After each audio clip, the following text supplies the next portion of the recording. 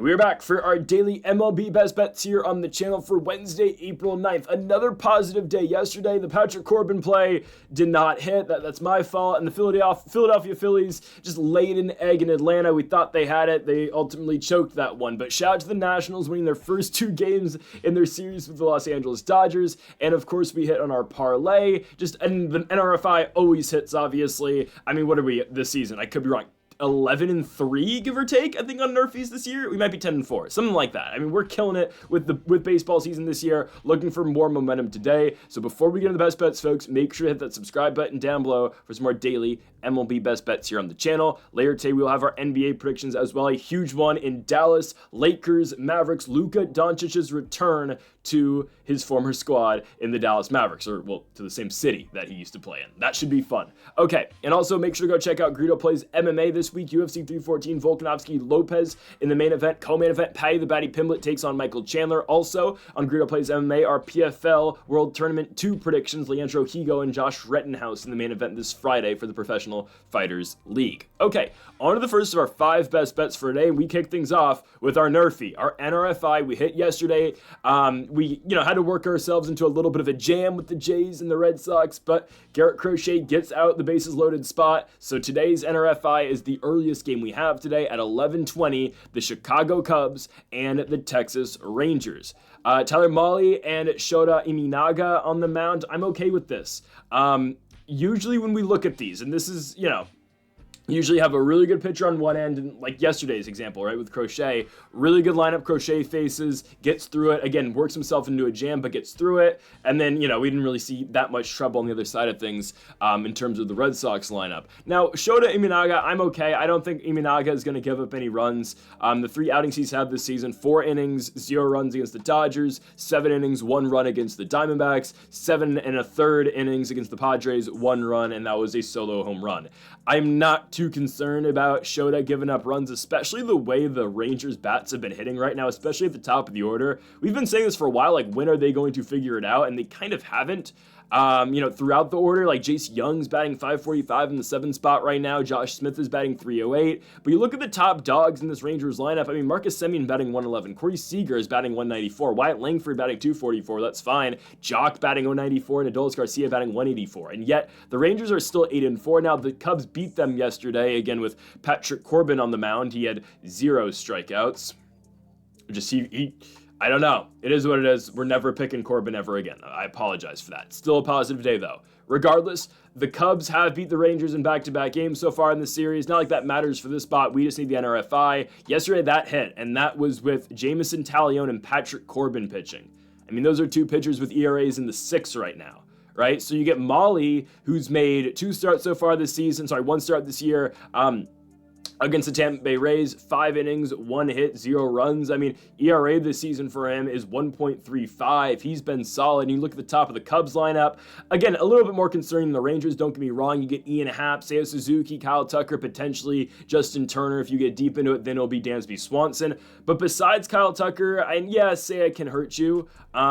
I think we're okay here. I think he is going to be able to get us 3 outs. Again, I'm most concerned about Kyle Tucker. But when I looked at all of the Nerfies for today, this is the one, in terms of value, I felt the best about. Again, Rangers, Cubs, -115. It's a day game at Wrigley Field. I'd expect both offenses to get out to a kind of slow start. So I don't mind this at all. We're going Nerfy for the Rangers and Cubs to kick off the day from Wrigley Field. We just need 6 outs. Mahle, Imanaga. Again, the easiest one will definitely be in the top half of the inning. I think Shota's going to go 1-2-3 against Semien, Seager, and Langford. I'm just going to be honest. Yes, Langford's by far our biggest, opposition here. But then what? We're going to go to Adolis Garcia in the 4 because Jock won't be batting for it tomorrow with the lefty. So I'm not concerned at all about that. And then with Mahle, yeah, okay, there is some danger with a potentially Kyle Tucker home run.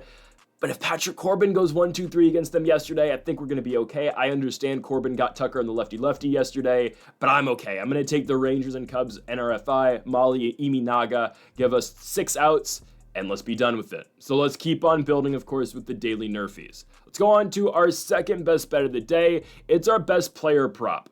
I'm going to continue going with strikeouts. Now, yesterday we did not hit with our player prop of Patrick Corbin over on strikeouts. I'll admit, not my best play. We're going to go Brandon Pfaadt.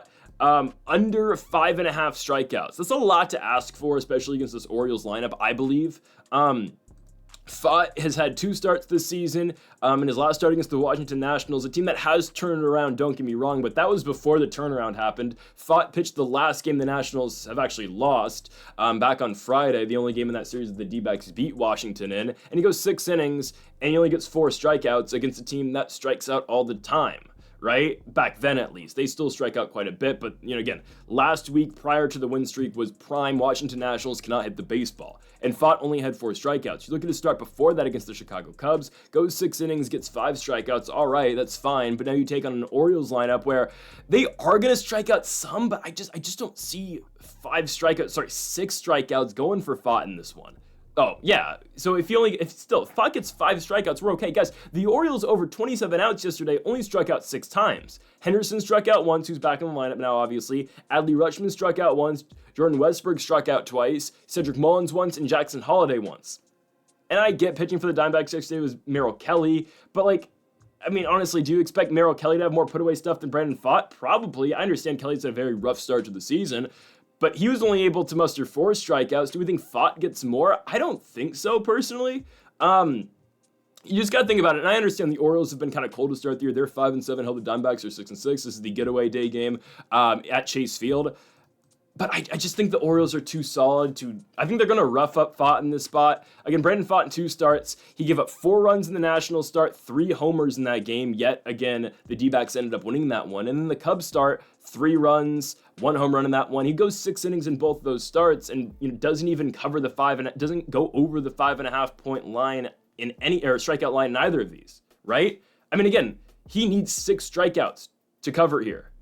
He hasn't gotten that all year long. He got 5 in his first game, 4 in the second. And it's not an Orioles team that's going to strike out much. So I'm kind of surprised at the odds, if I'm being honest. Just because I just don't see it. I don't see how he's going to be able to get 6 strikeouts here.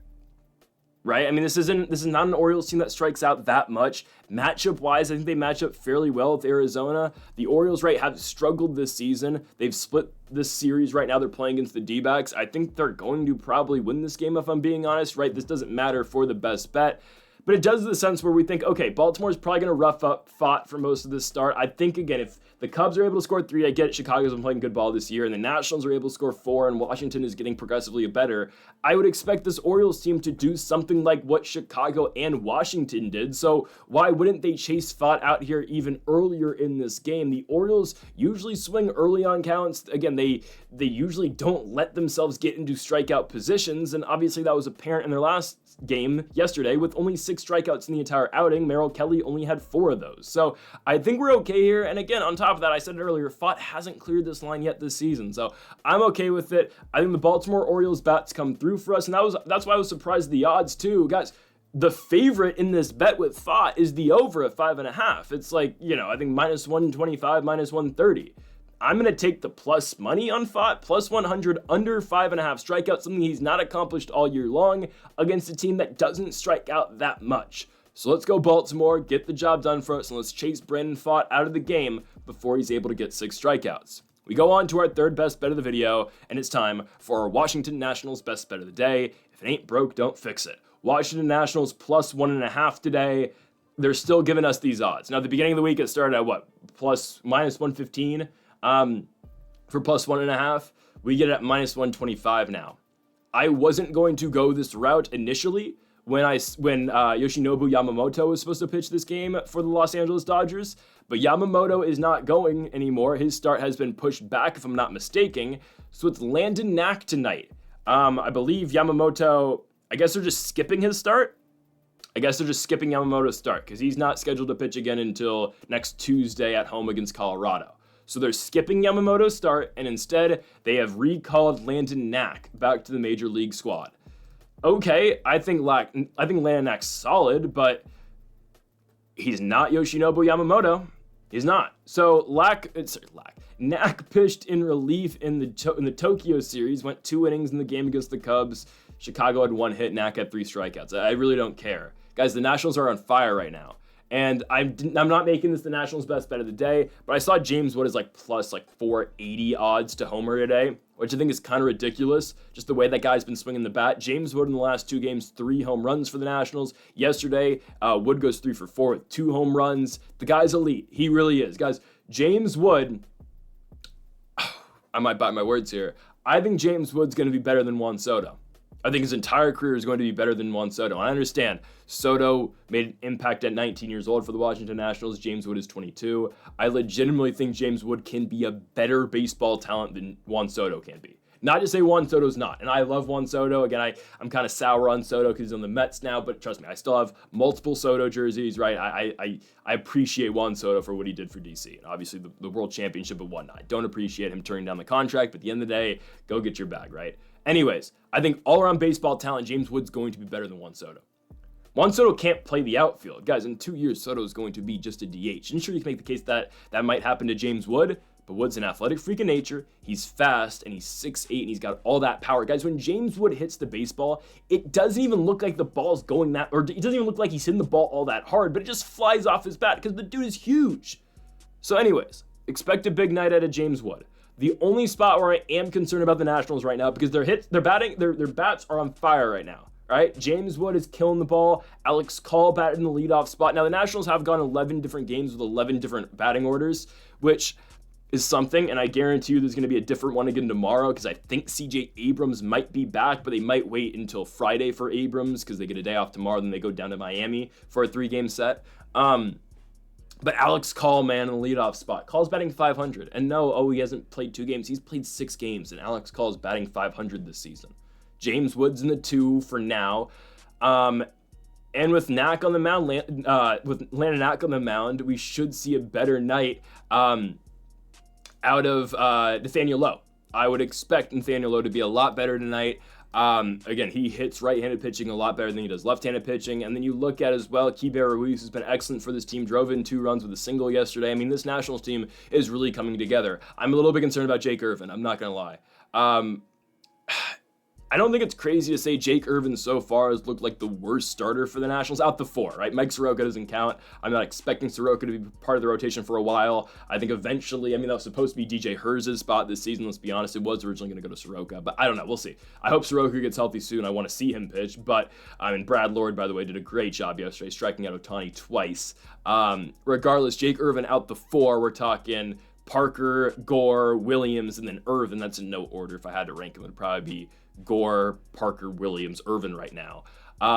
Irvin has looked like the 4th place guy. Let's just be honest. He hasn't been great this season, right? In 2 starts, Jake Irvin's gone 5 innings each, gave up 7 hits in each of those outings. First start against the Phillies, only gave up 2 earned runs. Second start against the D-backs, though, 4 earned runs, 2 home runs. This is a game the Nationals were up big in. They were up 3-1 in the first inning. They ended up losing 6-4. So we need a better start out of Jake Irvin tonight. We absolutely need it. And I think we can get that, guys. The Dodgers lineup, they spent a bunch of money in the offseason, obviously. No Freddie Freeman right now. Their lineup right now is nothing special. Let's just be honest. Other than Ohtani and Betts, it's not great. Now, I am concerned about Jake Irvin because, again, the velo as a whole this season is somewhat down. It's not as low as we thought it was going to be in spring training when there were, some alarming numbers about how low his velo was.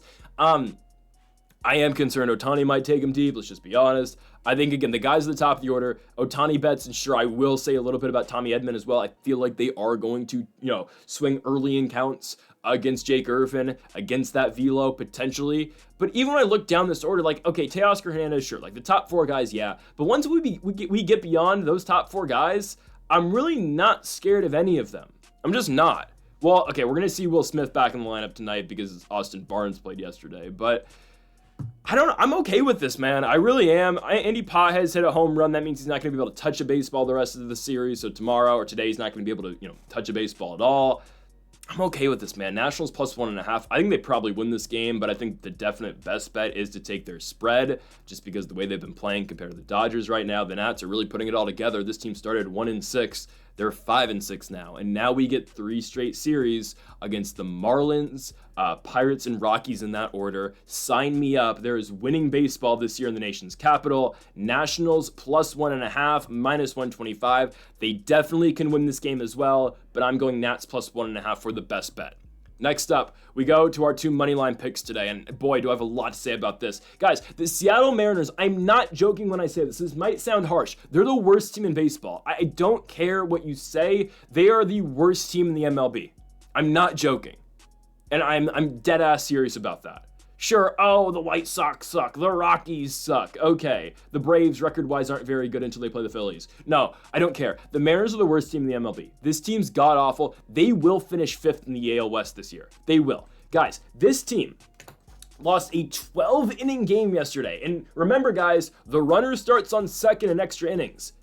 They couldn't plate that guy once. They lost in 12 innings and could not score 1 run in 3 innings when they had a guy starting second base. They are the most incompetent team of all time. They are garbage. I'm not joking. Okay, Victor Robles made a great play on Sunday to rob, I forget who was the batter, the Giants game, regardless. Okay, great play by Victor Robles. He's out for weeks now. So you take away a guy, and I understand Robles is not some superstar, but he's still batted leadoff for this team. So you take away a somewhat competent hitter, and there's not many on the Mariners. Robles is a spark for this team. He's able to get leadoff hits.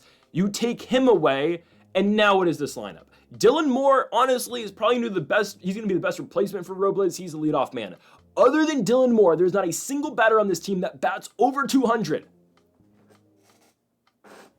Julio, 178. Cal Raleigh's batting 200. My apologies. Well, no, that's not over 200. So, yeah, Cal Raleigh batting 200. Arozarena. Guys, Randy had, I think it was the 11th inning, if I'm not mistaken. Again, they shut down the Astros in the 10th and the 11th, the top half. Bottom 11, I think it was the 11th. It might have been no, it definitely wasn't the 12th. I think it was the 11th. Arozarena has Julio on third base. All you gotta do is put a ball in play, pass the infield, you win the game. Julio's speed, you win the baseball game.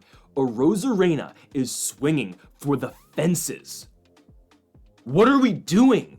Put a ball in play, and sure, that's great because Randy, okay, I'll give him this. Randy's got power. If he touches a baseball at his, when he swings for the fences, he'll hit one out every once in a while, like he did in the A's series.